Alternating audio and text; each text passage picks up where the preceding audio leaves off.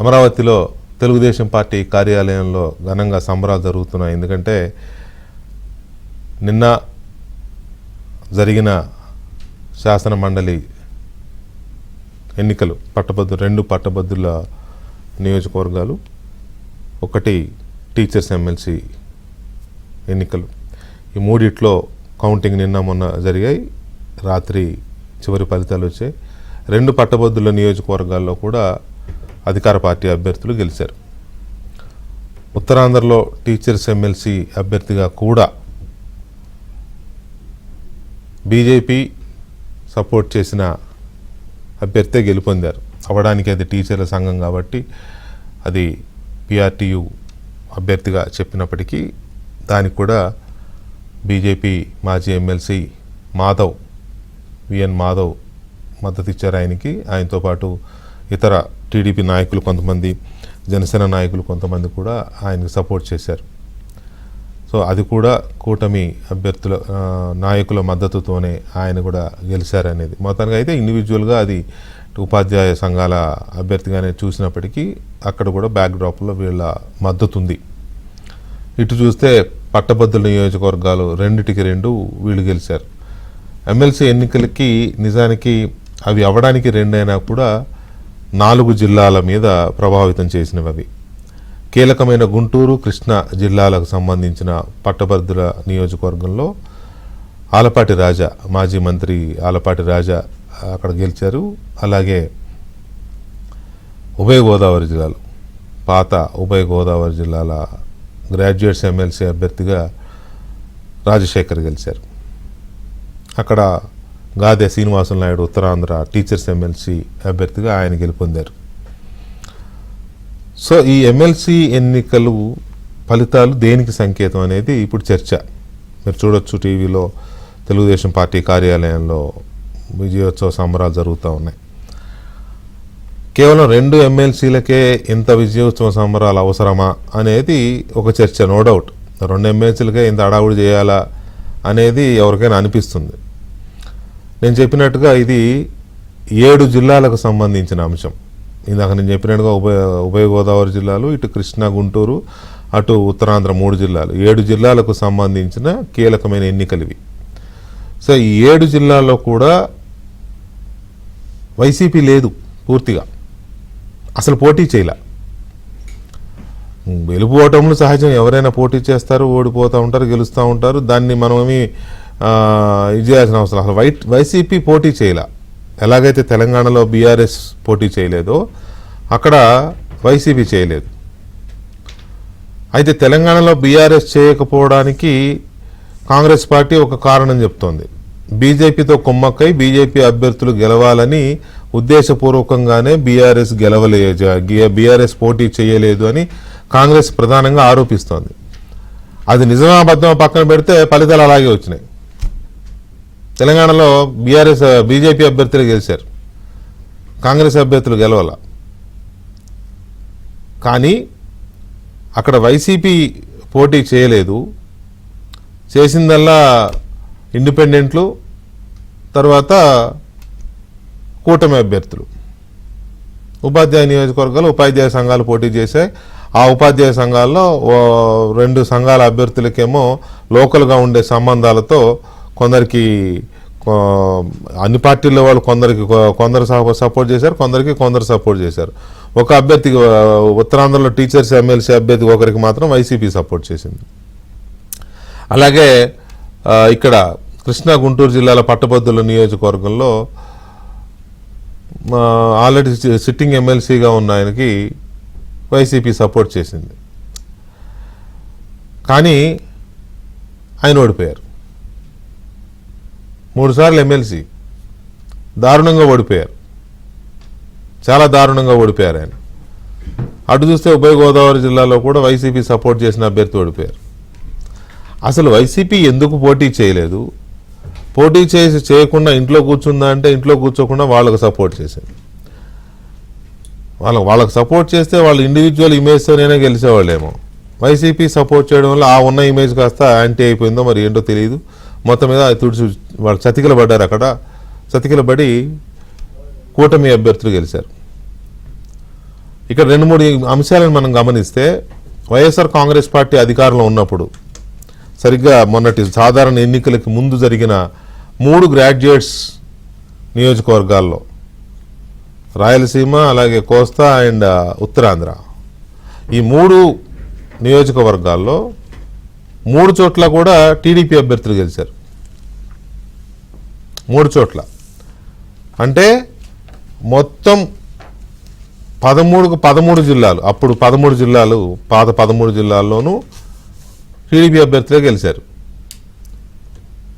అప్పుడు సజ్జల రామకృష్ణారెడ్డి అన్నది ఏంటి అంటే మా ఓటర్లు వేరేలే, వీళ్ళు కాదు అన్నాడు. మరి ఇప్పుడు ఈ ఓటర్లు ఎవరు?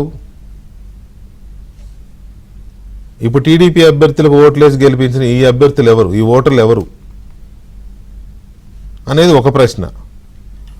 రెండవది, సాధారణ ఎన్నికల్లో కూటమి ప్రభుత్వం అధికారంలోకి వచ్చింది. బీజేపీ, టీడీపీ, జనసేన 3 పార్టీల కూటమి అధికారంలోకి వస్తే దాదాపు 94% సీట్లతో అధికారంలోకి వస్తే వైసీపీ జగన్మోహన్ రెడ్డి స్వయంగా కానీ లేకపోతే ఆయన నా అనుచరులు కానీ వాళ్ళ నాయకులు కానీ మాట్లాడిన మాటలు ఏంటంటే ఇదంతా ఈవీఎం ఎలక్షన్, ఇది ఎలక్షన్ కాదు, ఇది సెలక్షన్, చంద్రబాబు ఈవీఎం సీఎం. ఇవే పేటీఎం బ్యాచ్ కూసిన కూతలు మాట్లాడిన మాటలు ఇవే సోషల్ మీడియాలో కానీ వాళ్ళ ప్రసంగాల్లో కానీ వాళ్ళ అంతర్గత చర్చల్లో కానీ ఈవీఎంల గెలిపిది. మరి ఇది ఇప్పుడు వచ్చిన ఫలితాలు ఏంటి? 2 రోజులు పట్టింది వాళ్ళు కౌంటింగ్ చేయడానికి, అవన్నీ లెక్కేసి కౌంట్ చేయడానికి 2 రోజులు పట్టింది. సో ఈ పరిస్థితుల్లో ఈ ఫలితాలని దేనికి సంకేతంగా చూడాలి? 9 నెలల కూటమి ప్రభుత్వం యొక్క పాలనకి గ్రాడ్యుయేట్స్ కానీ, గ్రాడ్యుయేట్సే 2 జరిగిన 4 జిల్లాలవి గ్రాడ్యుయేట్స్ నియోజకవర్గాలు కాబట్టి గ్రాడ్యుయేట్స్ అంటే చదువుకున్నవారు, అన్ని వర్గాల వాళ్ళు ఉంటారు అందులో. చదువుకున్న వాళ్ళు, పారిశ్రామికవేత్తలు ఉంటారు, ఉద్యోగులు ఉంటారు, టీచర్స్ ఉంటారు, నిరుద్యోగులు ఉంటారు, తర్వాత అన్ని రకాల వాళ్ళు, డిగ్రీ చదివి వివిధ వృత్తుల్లో వ్యవసాయం చేసే వాళ్ళు కూడా డిగ్రీ చదివి వ్యవసాయం చేసుకునే వాళ్ళు ఉంటారు. అంటే ఒక విచక్షణ చదువుకొని ఉన్నవాళ్ళు వీళ్ళందరూ ఉంటారు. అలాగని చెప్పి అందరూ అలా అని నేను అనలే, కానీ ఆ సర్టిఫికెట్లు ఇవ్వడానికి సిద్ధంగా లేను. కానీ ఇక్కడ కూడా డబ్బులు పంచారు, ఇక్కడ కూడా డబ్బులు తీసుకున్నారు ఓట్లకి, ఇవన్నీ జరిగినాయి. జరగలేదని మనం ఏమి క్లీన్ చిట్ ఇచ్చేంత అవసరం లేదు. కాకపోతే కొంత ఆలోచించి ఓటేసే ఒక సెక్షన్ ఇది. సో ఈ కీలకమైన ఈ ఫలితాలు 9 నెలల చంద్రబాబు నాయుడు నేతృత్వంలోని ప్రభుత్వ పాలనకి ఇది ఒక తీర్పు అనుకోవచ్చా? రెండవది, వైఎస్ఆర్ కాంగ్రెస్ పార్టీ అసలు ఎందుకు పోటీ చేయలేదు? మొన్ననే 9 నెలల ముందే వైనాట్ 175 అని చెప్పిన పార్టీ 11 వస్తే ఎలక్షన్ మరునాడే కళ్ళు మూసి తెరిచేలోగా 5 ఏళ్ళు అయిపోద్ది, చుక్కలు చూపిస్తే వీళ్ళకి అని మాట్లాడిన జగన్మోహన్ రెడ్డి ఈ ఎలక్షన్స్లో తన పార్టీ తరఫున అభ్యర్థుల్ని ఎందుకు నిలబెట్టలేదు? పోనీ ఆయన మద్దతు ఇచ్చిన వాళ్ళు ఎవరన్నా కనీసం మంచి ఓట్లు తెచ్చుకుని పోటీ ఇవ్వగలిగారంటే అది లేదు పాపం. సో దీన్ని బట్టి వైఎస్ఆర్ కాంగ్రెస్ పార్టీ ఉనికి ఏమైపోయింది? వైఎస్ఆర్ పార్టీ ఉనికిని ఈ ఎన్నికల ఫలితాలు చెప్పగానే చెప్తున్నాయా? ఆంధ్రప్రదేశ్లో వైఎస్ఆర్ కాంగ్రెస్ పార్టీ ఉనికి ఇక లేదు, ఇక ఉండదు అని చెప్తున్నాయి ఆ ఫలితాలు. వరుసగా వస్తున్న ఫలితాలు. నేను ఒక్కటి మాత్రమే బేస్ చేసుకుని మాట్లాడడం లేదు. ఎన్నికల ముందు జరిగిన 3 ప్రాంతాల గ్రాడ్యుయేట్స్ నియోజకవర్గాలు 13 జిల్లాలు ఇన్వాల్వ్ అయిన ఎన్నికలు అవి. ఆ 3 వరుసగా తుడిచిపెట్టారు, ఇంక్లూడింగ్ రాయలసీమ, కడప జిల్లాతో సహా. అప్పుడు ఆ ఎన్నికల్లో మరీ విచిత్రం ఏంటంటే అప్పుడు రాయలసీమలో గ్రాడ్యుయేట్స్ ఎమ్మెల్సీగా గెలిచిన రామ్ గోపాల్ రెడ్డికి పులివెందుల నియోజకవర్గంలో ఆధిక్యత వచ్చింది. పులివెందుల జగన్మోహన్ రెడ్డి ఊళ్ళో కూడా ఆధిక్యత వచ్చింది. అప్పుడు మొదలైన ఈ విజయాల పరంపర తెలుగుదేశం పార్టీకి, లేదా వాళ్ళ విజయ పరంపర కాకపోతే వీళ్ళ ఓటమి పరంపర అప్పుడు మొదలయ్యి 2024 ఎన్నికల్లో పతాక స్థాయికి చేరి ఇప్పుడు ఈ ఎన్నికల్లో అది కంటిన్యూ అవుతోంది. సో దీన్ని బట్టి చంద్రబాబు ప్రభుత్వ పరిపాలనకి ప్రజలు ఇచ్చిన తీర్పు అనుకోవాలా, వైఎస్ఆర్ కాంగ్రెస్ పార్టీ ఉనికి ప్రశ్నార్థకం అవుతోంది అనడానికి ఇది సంకేతం అనుకోవాలా? ఆంధ్రప్రదేశ్లో ఎమ్మెల్సీ ఎన్నికల ఫలితాల సంకేతం ఏంటి అనే దాని మీద మనం చర్చను చూస్తున్నాం. చర్చలో మనతో బీజేపీ సీనియర్ నాయకులు పాతూరు నాగభూషణం గారు, అలాగే లోక్సత్తా ఆంధ్రప్రదేశ్ అధ్యక్షులు బి శెట్టి బాబ్జీ గారు, అండ్ తెలుగుదేశం పార్టీ జాతీయ అధికార ప్రతినిధి and Swachhandhra mission chairman Pattabhiram garu కూడా మనతో జాయిన్ అవుతారు. ముందుగా నాగభూషణం గారు, ఈ ఫలితాలని ఎలా అంచనా వేస్తున్నారు? ఫస్ట్ ఆఫ్ ఆల్ 2 పారామీటర్స్ ఉన్నాయి. ఒకటి 9 నెలల పాలన, కూటమి ప్రభుత్వం యొక్క పాలన. సరే, వైసీపీ ఎందుకు పోటీ చేయలేదు అవనేది నెక్స్ట్ లెవెల్లో ఆలోచిద్దాం. ఒక పక్క జగన్మోహన్ రెడ్డి గారు ప్రభుత్వం వచ్చిన 10 రోజులకే మొదలెట్టాడు, ఈ ప్రభుత్వం అట్లాంటి ప్రభుత్వం ఇట్లాంటి ప్రభుత్వం ఫెయిల్ అయిపోయింది, నాశనం అయిపోయింది, ప్రజల్ని మోసం చేస్తుందని. ఈ ఫలితాలు చూస్తుంటే మరి దానికి రివర్స్లో ఉన్నాయి కదా. నమస్తే వెంకటకృష్ణ గారు, అదేవిధంగా ప్యానల్లో ఉన్న బాబ్జీ గారు, అదేవిధంగా పట్టాభి గారు, మన ఏబిఎన్ ప్రేక్షకులందరూ కూడా ముందుగా నమస్కారాలు తెలియజేస్తున్నాను. ముందుగా ఈ రోజున ఎమ్మెల్సీ అభ్యర్థిలో గెలిచినటువంటి అందరికీ కూడా ముందుగా నా శుభాకాంక్షలు. మెయిన్ ఏంటంటేనండి, ఈ 9 నెలల తర్వాత అసలు నేను ఈ చెప్పే ముందు మీకు ఒక పాయింట్ చెప్పాలి. ఏంటంటే ఈ వైసీపీ కొంతమంది అనలిస్టులని హైర్ చేసేసిందండి. అంటే అనలిస్టులు అంటే మీకు తెలుసు కదా, వాళ్ళు పార్టీలకు సంబంధం ఉండదు. వాళ్ళు నిన్న నుంచి మొదలుపెట్టారు. కూటమిలో చీలికలు వచ్చినాయి, అక్కడ విశాఖపట్నంలో వాళ్ళు వేరే వాళ్ళకి సపోర్ట్ చేశారు, ఇక్కడ ఇది చేశారు. అంతకుముందేమో వాళ్ళే టీడీపీ బ్యానర్ వేసుకొని ఒక పోస్ట్ పెడతాం, మా బీజేపీ నుంచి ఒకటి పెడతాం, జనసేన నుంచి ఒకటి పెడతాం. ఇది గత 9 నెలల నుంచి they are trying maximum level fake ఐడీలతో అది చేయడం మొదలు పెట్టారు. మీరు ఎలక్షన్ల ముందు కనుక మనం అనుకుంటే ఆ రోజు ముగ్గురు గెలవడం, అనురాధ గెలవటం కూడా మనం ఏమనుకున్నారంటే ఇదేదో ఇంటలెక్చువల్స్ వరకు ఓట్లు, మీరు అన్నది చాలా వాల్యుబుల్ డైలాగ్ సజ్జల, అసలు ఈ ఓట్లు లేవు, అసలు సినిమా బాహుబలి 2 మా దగ్గర ఉందన్నాడు. బాహుబలి 2 బ్రహ్మాండం చూపించారు ప్రజలు మాత్రం. ఇప్పుడు కనుక ఈ టీవీ డిబేట్ చూస్తే సజ్జల గారు ఆయన వీడియో ఆయన వేసుకొని చూసుకుంటే తెలుస్తుంది. ఎందుకంటే 3 రోజులు మనం ఆయన వీడియో వేసి మనం ఇదే నేను ఆ రోజు స్టూడియోకి వచ్చా, ఆయన చెప్పిన డైలాగులు మనం మాడతానే ఉన్నాం. బాహుబలి 2 1 అనేది ఇంకొక 5 నెలలు అయితే తెలిసిపోద్ది, దీనికి ఇంకా ఏముంది మనకని. ఇవాళ ఈ ఎన్నికల్లో మనం ఎక్కడా కూడా బెదిరియటం కానీ లేదంటే దొంగ ఓట్లు చేర్పించడం సాధ్యమైనంత వరకు స్వచ్ఛందంగానే ఎవరికి వాళ్ళు చేర్చుకున్నారు. ఏ పార్టీ వాళ్ళు ఎవరున్నా కూడా చేర్పడానికి ప్రయత్నం చేస్తారు తప్పితే వైసీపీలో పంచాయతీ ఎలక్షన్లు, మున్సిపాలిటీ ఎలక్షన్ల లాగా నామినేషన్లు వేయకపోవడం లేదా దౌర్జన్యాలు చేయడం ఇది ఎక్కడ అలాంటిది జరగలేదండి. వెరీ సింపుల్గా జరిగింది. అసలు చూడండి, కామ్గా మధ్యాహ్నం 3ంటికే ఎలక్షన్ అంతా అయిపోయింది. అది కాకుండా ఈ 9 నెలల్లో చాలామందికి మేము కూడా ప్రచారానికి వెళ్ళినప్పుడు చెప్పడం జరిగింది. చంద్రబాబు నాయుడు గారు ఆయన వీడియో రిలీజ్ చేశాడు, పవన్ కళ్యాణ్ గారు రిలీజ్ చేశారు, పురంధేశ్వర్ గారు రిలీజ్ చేసి కూటమి ఏదైతే ఈ 9 నెలల పరిపాలన ఉందో దీనికి ఇది అర్థం వంటిది. ఇక్కడ కనుక మనం ఫెయిల్ అయ్యామంటే ప్రజలు మనం చేసిన విధానాల్లో కొన్నిటి తప్పు ఉన్నట్టు అంగీకరించాల్సి వస్తుంది. దీన్ని బేస్ చేసుకునే మనం ఒక పబ్లిక్ అప్పీల్ చేసామండి. అదేమో ఇది కాదు, వీడియో రిలీజ్ చేసాం. ఒకసారి ఈ గెలుపు మీదే లోకేష్ గారు మాట్లాడతారు, ఒకసారి చూద్దాం live. Right please. Lokesh live.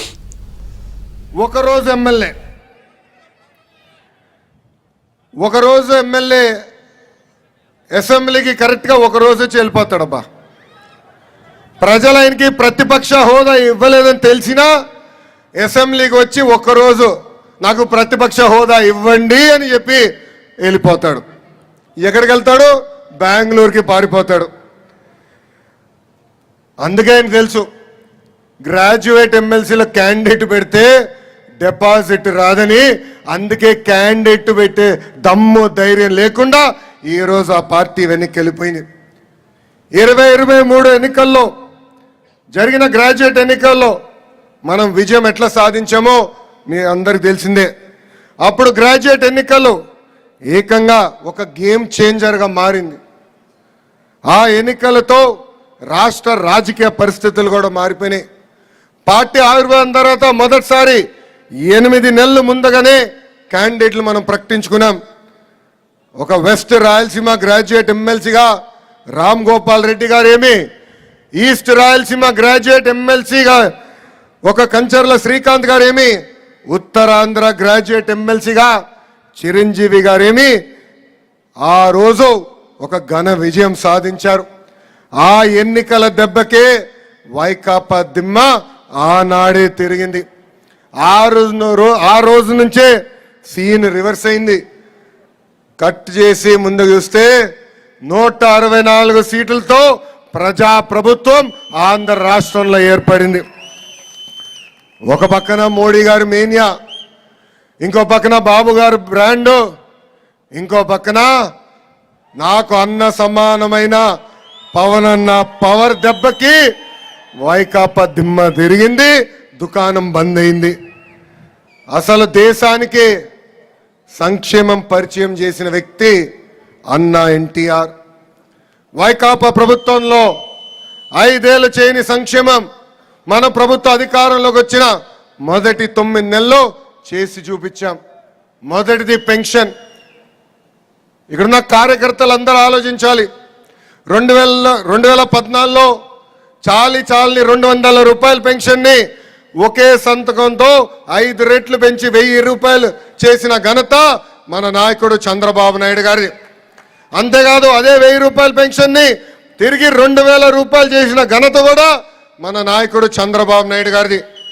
ఈరోజు మన ప్రభుత్వ అధికారంలోకి వచ్చిన మొదటి నెలలోనే 3000 రూపాయల పెన్షన్ని 4000 రూపాయలు చేసిన ఘనత కూడా మన నాయకుడు చంద్రబాబు నాయుడు గారిది. అంతేకాదు దివ్యాంగులకి 3000 రూపాయల పెన్షన్ గతంలో వస్తే ఒకే ఒక సంతకంతో 6000 రూపాయలు చేశారు. ఇంకా ఏకంగా బెడ్కి పరిమితమైన ఇబ్బంది పడుతున్న వాళ్ళకి ప్రతి నెల మన ప్రభుత్వం 15,000 రూపాయలు ఈరోజు పెన్షన్ ఇస్తాం జరుగుతుంది. అంతేకాదు 198 అన్న క్యాంటీన్ తిరిగి ప్రారంభించాం. దీపం పథకం ద్వారా ఇప్పటికీ 1 కోటి కుటుంబాలకి ఈ స్కీమ్ వర్తించింది. వచ్చే మే మాసంలో తల్లికి వందనం కింద ఎంతమంది బిడ్డలున్నా చదువుకుంటున్న బిడ్డలకి 15,000 రూపాయలు మన ప్రభుత్వం అందజేయబోతుంది. అంతేకాదు మే మాసంలో అన్నదాత సుఖీభవ కింద రైతులు కూడా డబ్బులు అందజేసే బాధ్యత మన ప్రభుత్వం తీసుకోబోతుంది. ఇంకా 20 లక్షల మందికి ఉద్యోగాలు కల్పిస్తామని మేనిఫెస్టోలో.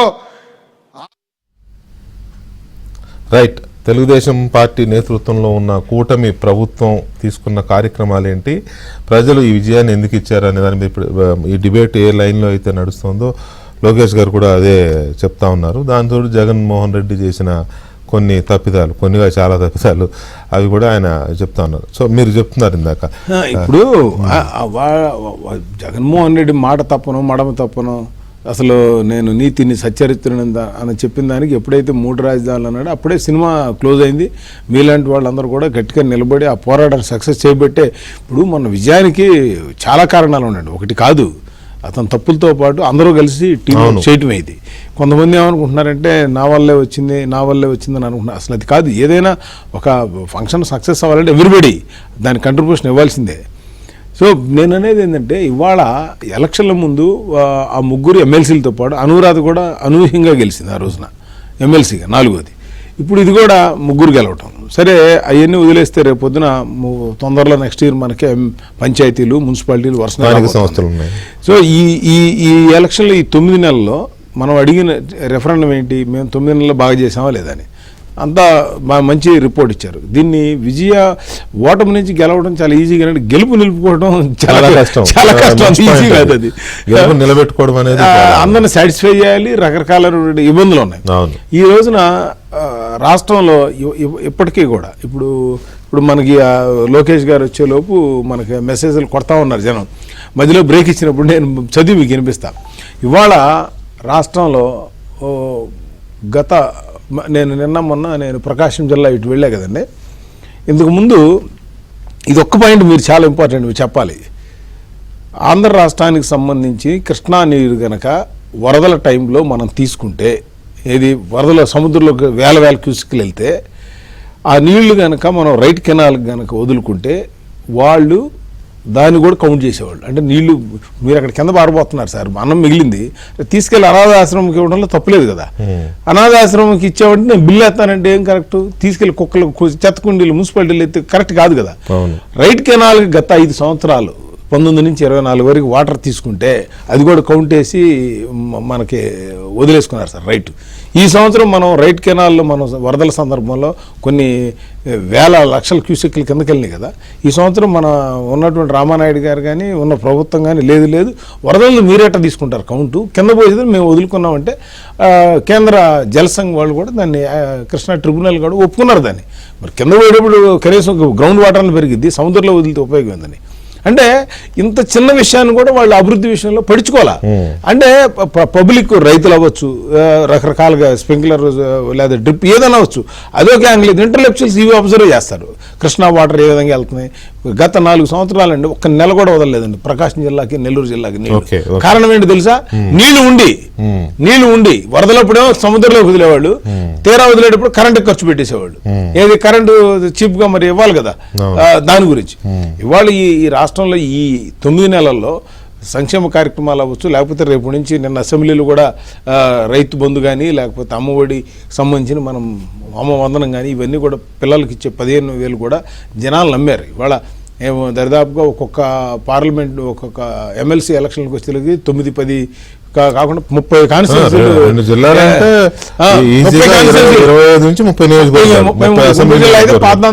జిల్లాలు 33 అసెంబ్లీ నియోజకవర్గం సగం రాష్ట్రం ఎలక్షన్ జరిగినట్టే. ఏది బెంచ్ మార్క్ లాగా థర్మామీటర్ కానీ మనం మొత్తం అన్నవాడకంతా ఉడికి.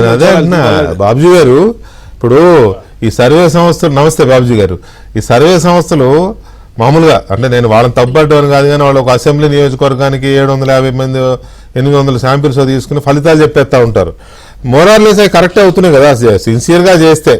అంటే మళ్ళీ వచ్చిన ఫలితాలు మార్చేసి ఇంట్లో కూర్చొని లెక్కలు మార్చేసి డబ్బులు తీసుకుని అది కాకుండా సిన్సియర్గా చేస్తే ఆ 750 శాంపిల్తోనే మనం రిజల్ట్ బాగానే ఇస్తున్నారు. అలాంటిది ఇవాళ కృష్ణా గుంటూరు 33 నియోజకవర్గాలు, అలాగే వెస్ట్ ఈస్ట్ లెక్కేస్తే అవి ఒక 12 19 34 అవి 34 నియోజకవర్గాలు. ఉత్తరాంధ్ర అది సార్ టీచర్స్ అనుకోండి తక్కువ ఓటర్లు ఉంటారు, అయినా కూడా ప్రభావమే.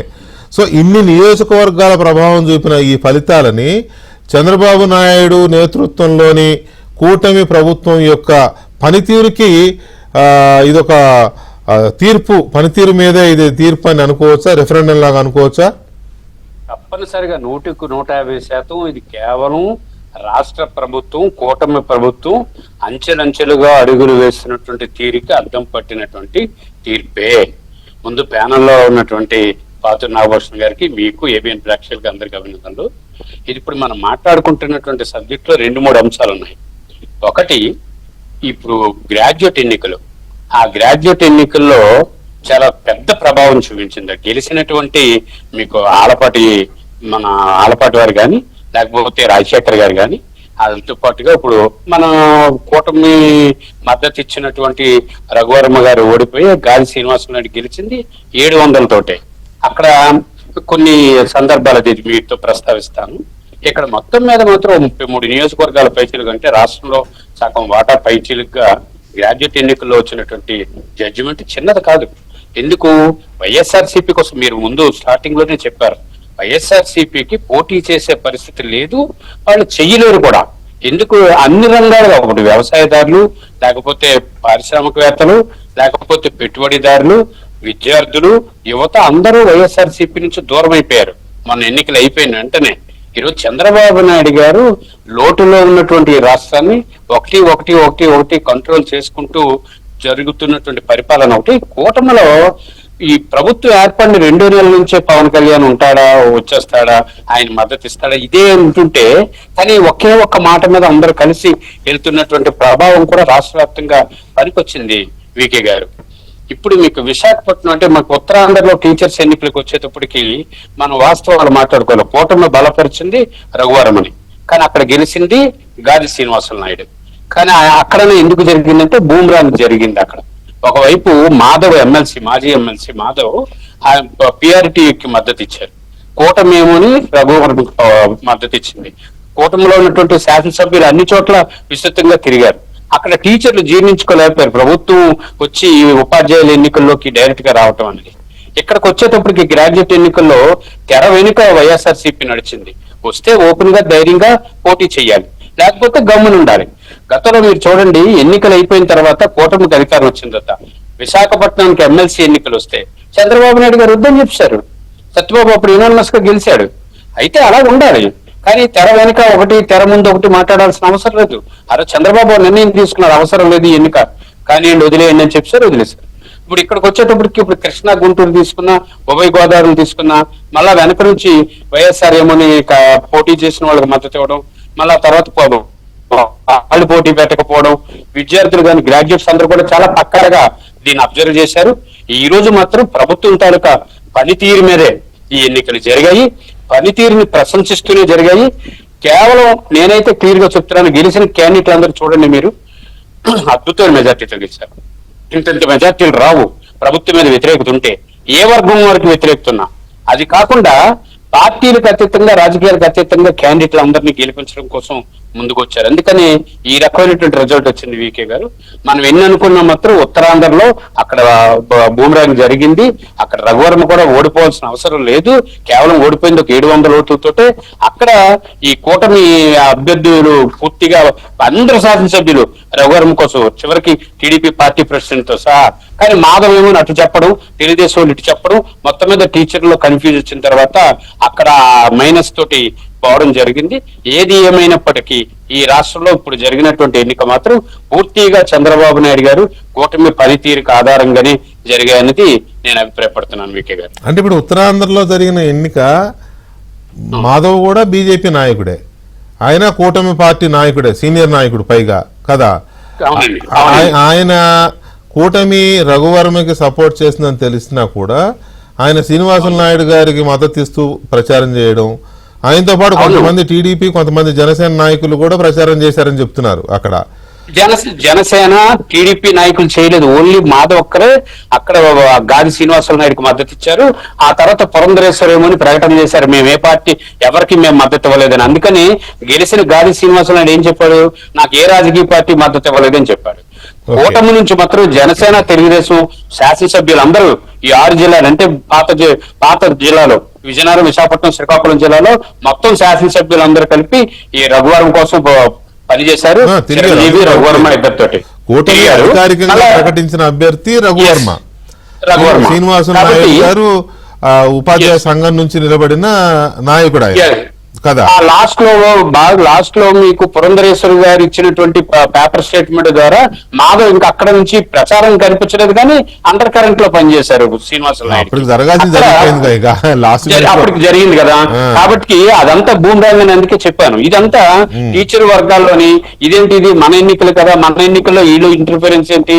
తర్వాత రెండోది, ఇప్పుడు రఘువర్మన్ గాని మనం గెలిపించేటట్టయితే రఘువర్మ అధికార పార్టీకి వ్యతిరేకంగా మాట్లాడలేడు కదా, కాబట్టి మనం శ్రీనివాసులు నాయుడు గెలిపిద్దాం అనుకుని ఆ మార్జిన్ ఆలోచన పోయిందంతా 700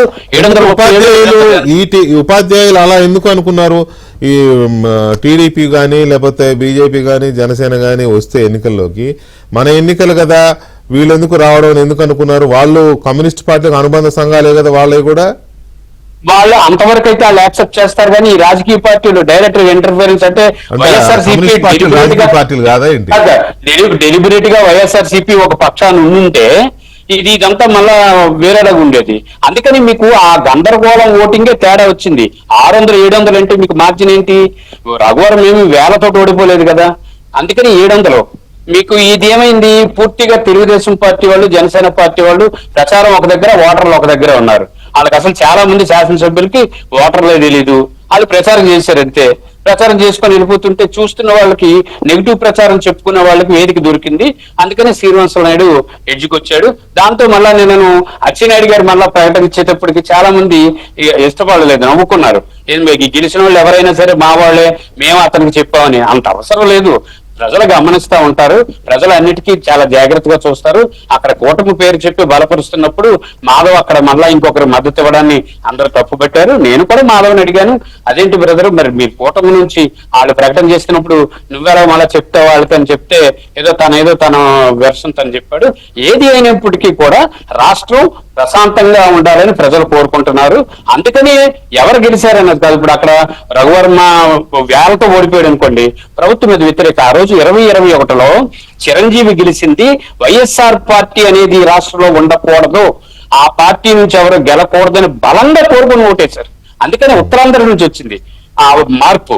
ఈ రోజు ప్రభుత్వానికి వ్యతిరేకంగా గాలి శ్రీనివాసరావుని గెలిపించలేదు, వర్మని అందుకని ఓడిపించలేదు. అక్కడ చిన్న సస్పెన్స్ వచ్చింది, అక్కడ బూమరాంగ్ అయింది, అక్కడ అనవసరమైన అంశాలు కొద్ది చోటు చేసుకోవడం వల్ల తప్ప అది ప్రభుత్వం వ్యతిరేకం కాదు. పాపం ఏది దొరక్క వైఎస్ఆర్ వాళ్ళ జబ్బలు కొట్టుకుంటున్నారు. ఎందుకంటే ఇది మళ్ళా ప్రభుత్వం మీద వ్యతిరేకత వచ్చేసింది, అది ఉత్తరాంధ్ర నుంచే స్టార్ట్ అవుతుందని. మరి వాళ్ళు చెప్పుకోవడానికి ఏముంటది పాపం, ఏం చెప్పుకోగలుగుతారు? అంతకు మించి వాళ్ళకి చెప్పుకోవడానికి విషయం ఉండదు కదా. కాబట్టి ఇది ఏం పరిగణలోకి తీసుకోవాల్సిన అవసరం లేదు. రాష్ట్ర వ్యాప్తంగా మాత్రం ప్రభుత్వ పనితీరుతో జరిగింది. టీడీపీ నాయకులు స్వచ్ఛాంధ్ర మిషన్ చైర్మన్ పట్టాభిరామ్ గారు కూడా జాయిన్ అయ్యారు. జగన్మోహన్ రెడ్డి పార్టీ, వైఎస్ఆర్ కాంగ్రెస్ పార్టీ ఎందుకు ఈ ఎన్నికల్లో పోటీ చేయకుండా చేతులెత్తేసింది? 40% ఓట్లున్నాయి మాకు అని చెప్పుకున్న పార్టీ మొన్నటి వరకు ఎందుకు 40% ఓటు ఉన్న పార్టీ అసలు పోటీ పెట్టడానికి ఎందుకు భయపడిందా, వెనకడుగు వేసిందా? పేరేదైనా పోటీ చేయలేదు, వాళ్ళు మద్దతు ఇచ్చిన అభ్యర్థులు గెలవలేదు. ఏంటి ఆ పార్టీ ఎందుకు పోటీ చేయలేదు? ఈ ఫలితాలను టీడీపీ ఎలా అంచనా? Pattabhi garu good evening. Good evening VK garu. Pattabhi గారు, మీరు జైపూర్ వెళ్ళినా కూడా జైత్రయాత్ర మిమ్మల్ని వదలట్లేదు అనుకుంటా. ఎనీవే, ఇది ఎన్నికల్లో మీరు కూడా బాగానే ప్రచారం చేశారు కదా. ఒకవైపు నాగభూషణం గారు అటు గుంటూరు జిల్లాలో, ఇటు మీరు కృష్ణా జిల్లాలో మీరు అందరూ బాగా తిరిగారు. సో ఈ ఫలితాలని మీరు అంటే మేము దీని ఎలా డిబేట్ ఎలా చేస్తున్నామంటే 9 నెలల పరిపాలనకి గ్రాడ్యుయేట్స్ రూపంలో ఓటర్లు ఇచ్చిన దాదాపు ఎన్ని నియోజకవర్గం, 34, 33, 67 అసెంబ్లీ నియోజకవర్గాల్లో ప్రజలు ఇచ్చిన తీర్పుగా మేము అనుకుంటున్నాం. మీ అంచనా ఏంటి? మీరు ఎలా విశ్లేషిస్తున్నారు? వికే గారు, మీకు అదేవిధంగా ప్యానెల్లో ఉన్నటువంటి మిత్రులు నాగభూషణం గారికి, అదేవిధంగా బాబ్జీ గారికి, ఏబిఎన్ ప్రేక్షకులందరికీ నమస్కారం. నమస్తే అండి.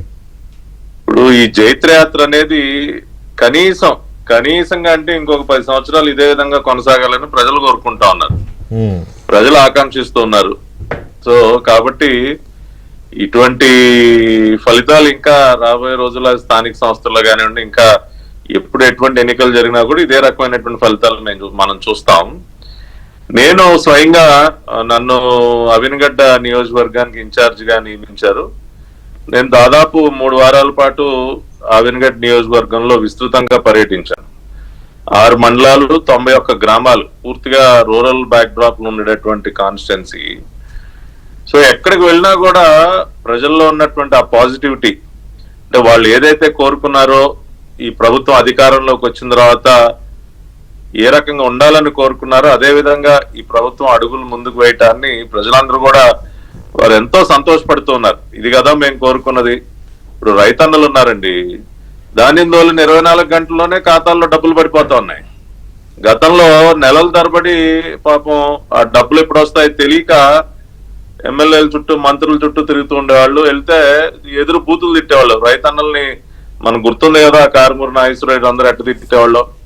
కాబట్టి అవన్నీ గుర్తు చేసుకుని ఇప్పుడు 24 గంటల్లో ఎవరి దగ్గరికి వెళ్లకుండానే డబ్బులు పడిపోతా ఉంటే ఇది కదా మనం కోరుకున్నది.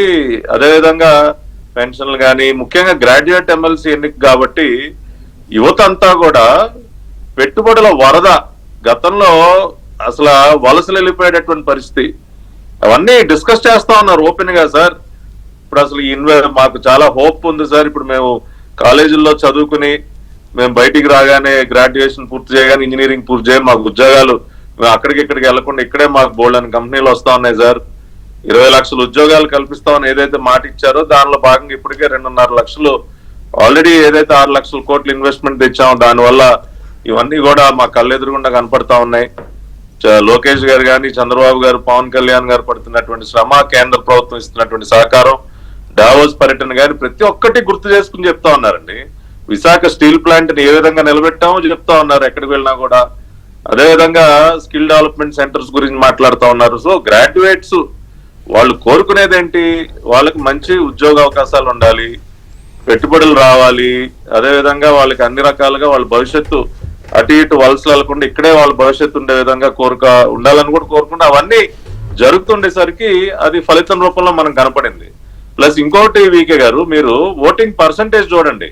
గ్రాడ్యుయేట్ ఎమ్మెల్సీ ఎన్నికల్లో ఎప్పుడు కూడా మాక్సిమం అయితే 60-61%, 62 మించి అవదు. కానీ ఆ రోజున 70%, అంటే దాదాపు 10% ఇంక్రీజ్ ఇన్ ఓటింగ్. ఆ రోజునే మేము అసలు భారీ మెజారిటీతో ఆల్పాటి రాజా గారు కానీ అటు రాజశేఖరం గారు కానీ గెలవబోతా ఉన్నారని ఆ రోజే మేము అనుకున్నాం. మేము ఎక్కడా కూడా అసలు పల్లెటూళ్ళలో అవినగడ్డ కాన్స్టిట్యున్సీలో వీకే గారు నా కళ్ళతో నేను చూశాను.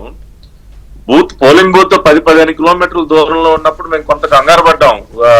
బూత్ కొంచెం దూరంగా ఉన్నాయి, ఇవన్నీ కూడా మరి వస్తారా ఓటేయటానికంటే ప్రతి ఒక్కరూ చక్కగా ఉదయాన్నే వచ్చి మధ్యాహ్నం 12-1 గంట కల్లా ఆల్మోస్ట్ 40-50% వచ్చేసింది ఓటింగ్. అంటే వాలంటరీగా ఎవరికి వాళ్ళు వచ్చి ఎస్ మనం ఈ ప్రభుత్వానికి మనం ఆశీర్వదించాలి, దాదాపు 8 నెలలు ఈ పరిపాలనకు ఒక రకంగా మేము ఇది మళ్ళీ ఒక పరీక్షగా మేము భావించాం. అది డిస్టింక్షన్ లో పాస్ అయ్యేసరికి మేమందరం కూడా చాలా మంచి ఉత్సాహాన్ని ఇచ్చింది, మంచి ఎనర్జీని ఇచ్చింది, ఇంకా కూడా గట్టిగా పనిచేయాలని చెప్పి. రెండో వైపు వీకే గారు, ఏ సునకానందం పోటీ చేసే దమ్ము లేదు, ఏమో అది లేదు ఇది లేదు. ఇప్పుడు ఉపాధ్యాయ ఎమ్మెల్సీ ఎన్నికలకు సంబంధించి ఉత్తరాంధ్రలో ఏదైతే ఎన్నిక జరిగిందో మేము అధికారికంగా ఎవరికి కూడా మా మద్దతు మేము ప్రకటించలేదు. శ్రీనివాసులు నాయుడు గారు కానీ రాజశేఖరం గారు కానీ ఇద్దరు క్యాండిడేట్లలో ఎవరికైనా ఇప్పుడు 3 పార్టీల కలయిక ఇది. రఘువర్మ గారు కానీ శ్రీనివాసులు నాయుడు గారు కానీ ఇద్దరిలో ఎవరికైనా కూడా మీరు మద్దతు తెలియజేయచ్చు అన్న విధంగానే 3 పార్టీలు ఆ చాయిస్ వాళ్ళకే మనం టీచర్స్ కి వదిలేయటం జరిగింది. కాబట్టి మేమేమి రఘువర్మ గారు మా ఎన్డీఏ అఫీషియల్ క్యాండిడేట్ అని మేము ఎక్కడ ప్రకటించిన సందర్భం లేదు.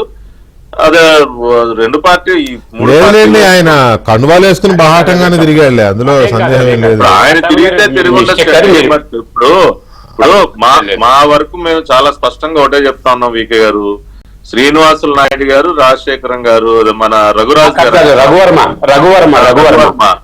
రఘువర్మ గారు, శ్రీనివాసులు నాయుడు గారు, వీళ్ళిద్దరిలో ఎవరికైనా మీరు పనిచేయచ్చు, ఎవరికైనా ఓటేయచ్చు అన్న స్వేచ్ఛని క్యాడర్ కానీ లేదంటే ఎమ్మెల్యేస్ కానీ ఎవరికైనా మేము ఆ రకంగానే డైరెక్షన్ ఇవ్వటం జరిగింది. సో ఆ విధంగానే ఒకరికి ఫస్ట్ ప్రిఫరెన్స్ వేస్తే ఇంకోళ్ళకి సెకండ్ ప్రిఫరెన్స్ వేసుకున్నారు, లేదంటే ఈయనకి ఫస్ట్ ప్రిఫరెన్స్ వేస్తే రెండో ఆయనకి సెకండ్ ప్రిఫరెన్స్ వేసుకున్నారు. ఆ రకంగానే చివరిదాకా మిగతా క్యాండిడేట్స్ అందరూ ఎలిమినేట్ అయినా కానీ వీళ్ళిద్దరి మధ్య పోటీ అనేది చివరిదాకా. లక్ష్మీనాయుడు గారు చెప్పినట్టుగా గెలిచిన వాళ్ళు ఎవరైనా మీ వాళ్ళేనా అక్కడ ఇద్దరు?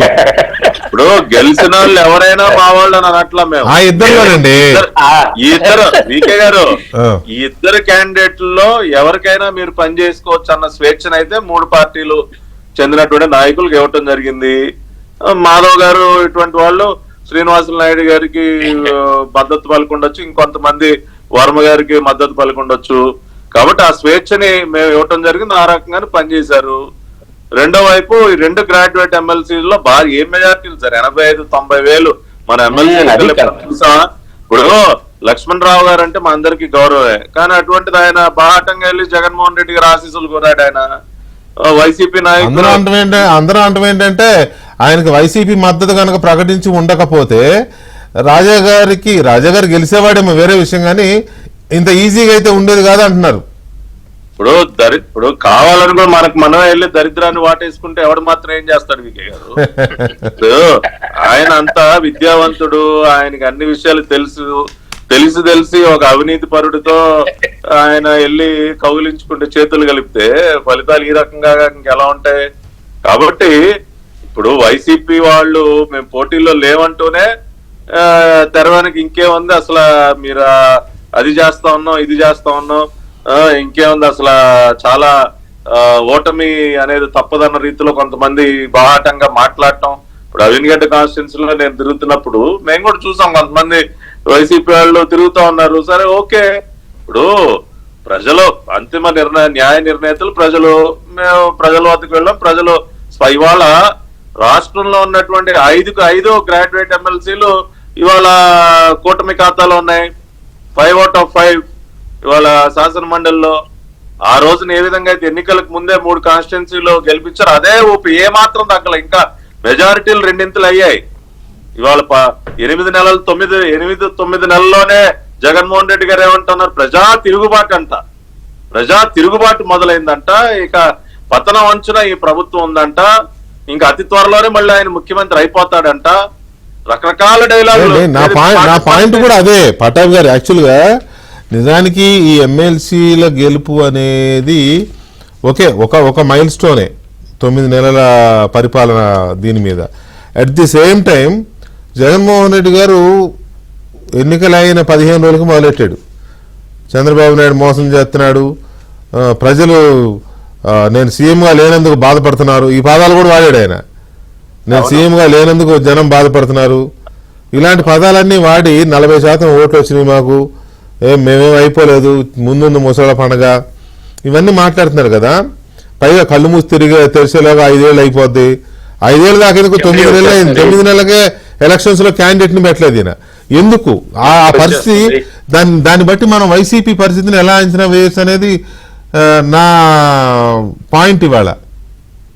ఇప్పుడు వైసీపీ పరిస్థితి ఏంటో ఆ పార్టీ నేడు నుంచి వందలాదిగా బయటికి దిగుతున్నటువంటి ఆ పార్టీ కార్యకర్తలు గారి నాయకులను బట్టే మనం అర్థం చేసుకుంటూ ఇవాళ చాలా స్పష్టంగా ఇక ఈ పార్టీకి మనుగడ లేదు, ఈ పార్టీ భూస్థాపితం అయిపోయింది, ఇక అనవసరం అని చెప్పి రాష్ట్ర వ్యాప్తంగా ఎక్కడికక్కడ ఏటు విజయసాయి రెడ్డే టాటా బై బై చెప్పి వచ్చేసాడు.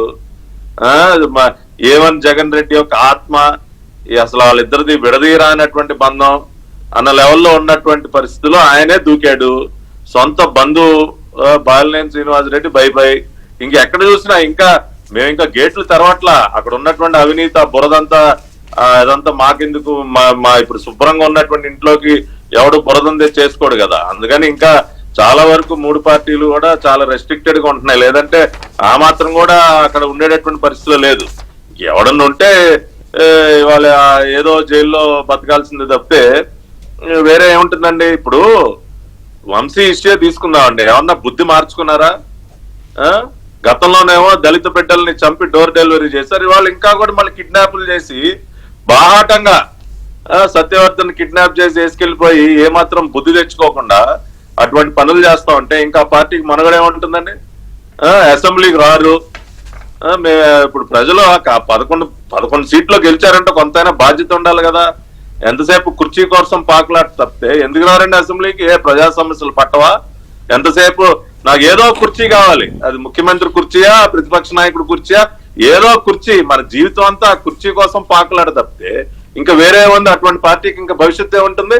ఇవాళ అంత ప్రజా తిరుగుబాటే ఆయనకి కనపడితే ధైర్యంగా పెట్టాల్సింది క్యాండిడేట్ మేము పెట్టలేదా? ఇప్పుడు మేము పెట్టలేదా క్యాండిడేట్లు?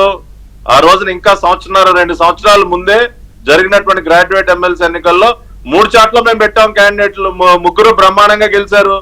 ఆ రోజు మేమేమి తోకముడిచేం పారిపోలేదే. ధైర్యంగా మరి పెట్టాల్సింది క్యాండిడేట్లు, పెట్టి ప్రచారం చేయాల్సింది విస్తృతంగా. అంతటి ప్రజా తిరుగుబాటు ఉంటే వాళ్లే గెలుచుండేవాళ్ళు కదా. రైట్ పటాబ్ గారు, ఒక్క నిమిషం. ఇది నిజంగానే జగన్మోహన్ రెడ్డి తిరుగుబాటు అని చెప్పుకుంటూ వస్తున్నారు కదా. ఎలక్షన్ అయితే 15 రోజులుగా మొదలెట్టాడు ఈ క్యాంపెయిన్ కదా. అలాంటి అంత తిరుగుబాటు ఉందనుకున్న నాయకుడు అభ్యర్థిని పెట్టాలిగా, ఎందుకని పెట్టలేకపోయారు? ఏంటి ఆయనకి పైకి గంభీరమే కానీ అసలు విషయం లేదనుకోవాలా? ఖేల్ కథం దుకాణం బంద్ సామెత చూసారా? సేమ్ జగన్ పరిస్థితి అదండి.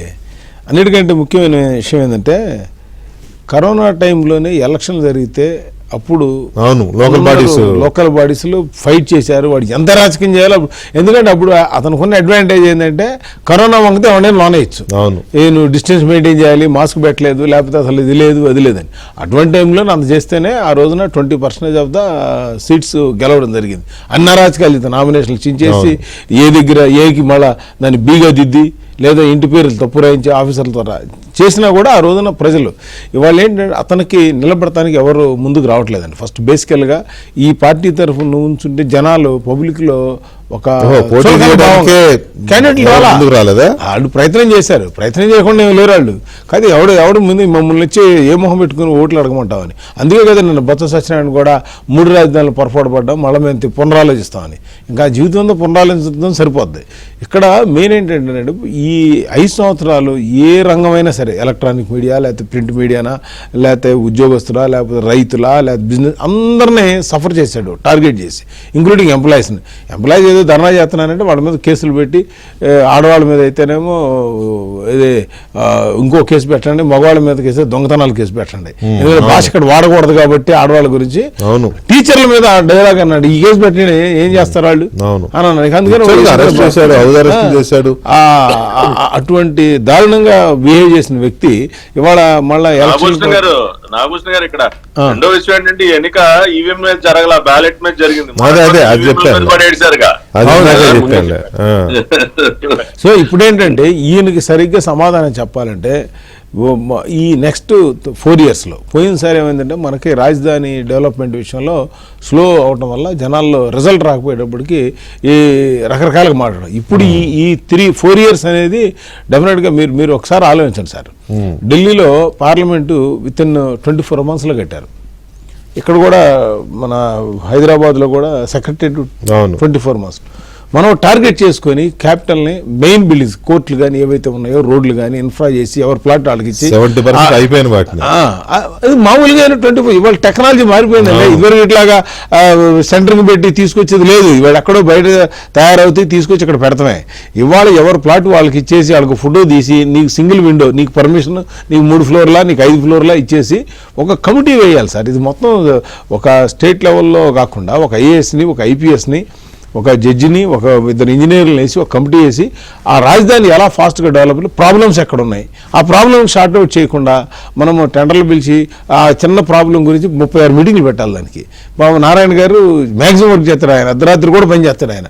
కానీ ఇది సింగిల్ మ్యాన్గా జరిగేది, టీం వర్క్ జరగాలి. ఇది ఎవరిపైన వాళ్ళకి అప్పచెప్పి దాన్ని ఫాలోఅప్ చేయాలి. ఇప్పుడు చూడండి, మన కరకట్ట రోడ్డు ఉందండి, ఇప్పుడు 9 నెలలు అయింది. నన్ను రోజు అడుగుతారు, ఎందుకంటే రోజు నేను అదే రోడ్లో వెళ్తా కాబట్టి ట్రాఫిక్ ఆగిపోతూ ఉంటుంది.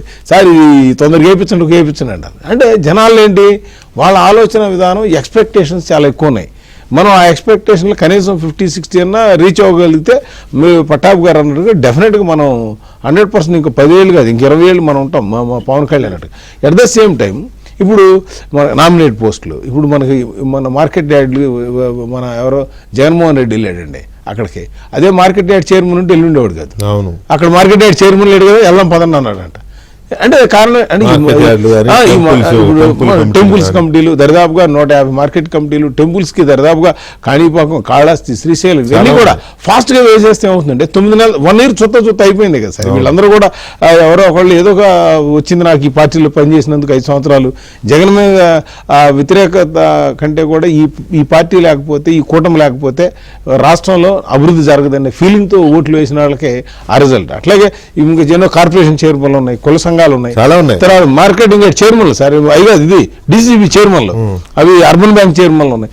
ఇవి సింగిల్ స్ట్రోక్ తో ఒక 2 days కూర్చుంటే ఎవ్రీథింగ్ అయిపోతే ఆ తర్వాత మనం ఫోకస్ ఏదైతే కేంద్రం ఇచ్చిన 15,000 కోట్లు క్యాపిటల్ కానీ, హడ్కోర్ లోన్ కానీ, మన దీని పేరేంటి పోలవరం కానీ, అట్లాగే ఇప్పుడు మనకి వెలుగొండ మనం 80% పూర్తి చేయాలి. అన్నిటికంటే బెస్ట్ ప్రాజెక్టు మొన్న పెట్టిన గోదావరి టు పెన్నా నదికి ఆ స్కీమ్ ఏదైతే ఉందో 80,000 కోట్లు, 1,00,000 కోట్లది, అది కనుక పూర్తి చేయగలిగితే మిగతా మీరు ప్రపంచంలో చూసుకోండి సార్. ఆంధ్రప్రదేశ్లో మీరు కరెంట్ ఉన్నా లేకపోయినా, ఏమున్నా లేకపోయినా ప్రశాంతంగా ఆరు బయట పడుకోవచ్చు. భారతదేశంలో కాకుండా ఏ ఆస్ట్రేలియానో లేకపోతే యూరోప్లో, అమెరికాలో బయట పడుకోలేదు, మంచు పెడుతుంది, కరెంట్ ఉండాలి. అట్లాగే మనకి పంటలు ఇప్పుడు 360 రోజులు పండుతాయి, వాటర్ ఉంది మనకి. సో దీన్ని ఏ విధంగా మనం డైవర్ట్ చేయాలి? ప్రపంచం ఇప్పుడు దుబాయ్, గల్ఫ్ కంట్రీస్ ఉన్నాయండి, వాళ్ళకి ఫుడ్ ఎక్కడ ఉందండి? ఒక ఆయిల్ తప్పితే బిల్డింగ్లు, టూరిజం, ఇంకా నెక్స్ట్ ఒక స్టేజ్కి వెళ్ళిన అది కూడా వెగటపుడుతుంది జనాలకి. సో ఫుడ్ అనేది బేసిక్ ఇన్ఫ్రా, 5 పంచిపోతాలు అనేది మనకి అడ్వాంటేజ్. నీరుంది, గాలి బ్రహ్మాండంగా ఉంది మనకి. దీన్ని అడ్వాంటేజ్గా తీసుకోకపోతే కనుక మనం నెక్స్ట్ 4 years, మనకు 5 years కూడా 4 yearsలో దీని మీద ఫోకస్ చేయాలని నా రిక్వెస్ట్ అండి. రైట్. అసలు జగన్మోహన్ రెడ్డి పార్టీ ఉనికికి సంబంధించిన ప్రశ్న ఈ ఎన్నికల ఫలితాలు అనే చర్చ కూడా ఉంది. నిజంగా ఒక రాజకీయ పార్టీ మొన్నటి వరకు అధికారంలో ఉండి 40% ఓట్లు వచ్చిన పార్టీ 11 సీట్లే వచ్చినా 39% పైగా ఓట్లు వచ్చిన పార్టీ ఇప్పుడు ఉనికిని కోల్పోతోంది, కనుమరుగైపోతోంది అనే చర్చ నిజంగా అది వ్యాలిడ్ చర్చేనా? ఆ పరిస్థితిలో ఉందా వైఎస్ఆర్ కాంగ్రెస్ పార్టీ అనే అంశం? బాబ్జీ గారు, ఇప్పుడు వైఎస్ఆర్ కాంగ్రెస్ పార్టీ సింక్ రోజు రోజుకి ఇదవుతోంది అనేది మనకు అర్థమవుతూనే ఉంది. చెప్పే కదా, ఎలక్షన్ల ముందు జరిగిన గ్రాడ్యుయేట్స్ ఎలక్షన్స్ 3 ప్రాంతాల్లోనూ టీడీపీ వాళ్ళే గెలిచారు, ఇంక్లూడింగ్ పులివెందులో కూడా వాళ్ళకే లీడ్ వచ్చింది. ఆ తర్వాత ఎలక్షన్ ఎలా జరిగిందో ఇక మీరు కూడా అందులో భాగస్వాములే, ఆ గెలుపులో మీరు కూడా మద్దతు ప్రకటించిన వాళ్లే కదా. సో ఆ తర్వాత ఇది, సో ఈ 40% నాకు ఓటు బ్యాంక్ ఉందని చెప్పిన జగన్మోహన్ రెడ్డి, ప్రజల్లో తిరుగుబాటు మొదలైందని చెబుతూ వచ్చిన జగన్మోహన్ రెడ్డి, కళ్ళు మూసి తెరిచేలోగా 5 ఏళ్ళు అయిపోతే రెడీగా ఉండండి అని చెప్పిన జగన్మోహన్ రెడ్డి, ఇవాళ అభ్యర్థిని నిలబెట్టలేని పరిస్థితి కానీ, మద్దతు ఇచ్చిన వాళ్ళు కూడా పాపం దారుణంగా ఓడిపోయిన పరిస్థితి కానీ, ఇవన్నీ చూస్తూ ఉంటే పార్టీ ఉనికి ప్రశ్నార్థకంగా మారుతోంది అనే చర్చని మనం ఎంతవరకు యాక్సెప్ట్ చేయొచ్చు? తప్పనిసరి వీకే గారు, పార్టీ ఉనికి ప్రశ్నార్థకంగా మారుతుంది అనడంలో ఎక్కడ కూడా అతిశయోక్తి కాదు. కాకపోతే వైఎస్ఆర్ పార్టీని ఇంకా ప్రజలు ఎందుకు కొంతమంది గుర్తించగలుగుతున్నారంటే అధికారుల తీరు వల్ల. వైఎస్ఆర్ పార్టీ అధికారంలో ఉన్నప్పుడు చాలా మంది అధికారులు చాలా నిరంకుశంగా పనిచేశారు, రెవెన్యూలో గాని పోలీసుల్లో గాని చాలా ఎక్కువ శాతం. అయితే కూటమి ప్రభుత్వం అధికారంలోకి వచ్చిన తర్వాత ప్రజలు ఏమనుకున్నారంటే రెవెన్యూ శాఖలో మార్పు వస్తుంది, పోలీసుల్లో మార్పు వస్తుంది, ఓవరాల్ గా అడ్మినిస్ట్రేషన్ లో మార్పు వస్తుంది అని అనుకున్నారు. కానీ ఇంకా ప్రభుత్వం మేధను చక్కదిద్దుకునే సమయంలోనే ఉంది తప్ప కిందకి రాలేకపోతా ఉంది. ఉదాహరణకు ఇప్పుడు నాగభూషణ్ గారు చెప్పారు, ఇది చంద్రబాబు నాయుడు గారు ఒక్కరే లేకపోతే ఇంకొకరు ఎవరో ఒక్కరు మార్చేసేది కాదు, కిందన అధికార యంత్రాంగం ఏం చేస్తుందో చూడాలి. మీకు ఒక చిన్న ఉదాహరణ చెప్తాను నేను. పవన్ కళ్యాణ్ గారు ఉపాధి హామీ పథకం కింద వెండర్ స్కీమ్ పెట్టి గ్రామీణ ప్రాంతంలో కాలువలకి రోడ్లకి ఇమీడియట్ శాంక్షన్ ఇచ్చి వారం రోజుల్లోనే బిల్స్ పడిపోతాయని చెప్పి 3 దఫాలుగా ఫటాఫటాలాడితే బిల్స్ ఇచ్చారు.